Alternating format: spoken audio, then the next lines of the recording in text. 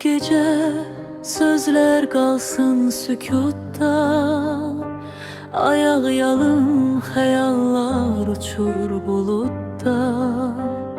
Sensiz bu şehir soyuq solğun bir renkte. Gel, ellerin titreyir ürəkdə səndə. Gel bu gece susma benimle.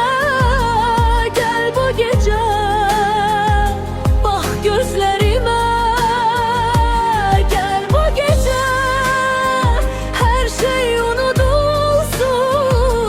Gel bu gece dünya bize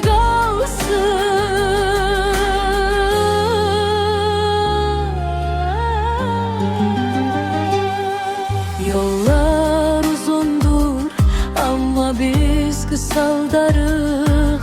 Saat dayanır, zaman bize yazarıq. Bir ulduz axar, dilek tutarsan sen.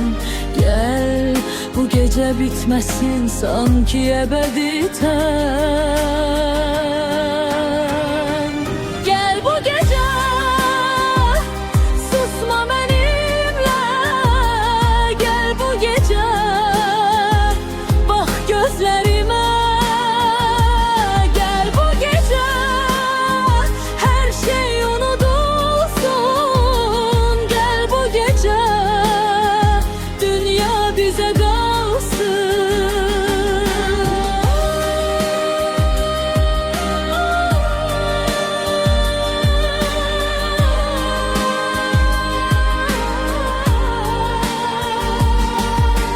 Her şey yalandı sənə toxunmayanda. Gözlerim karanlık seni görmeyende. Gel bu gece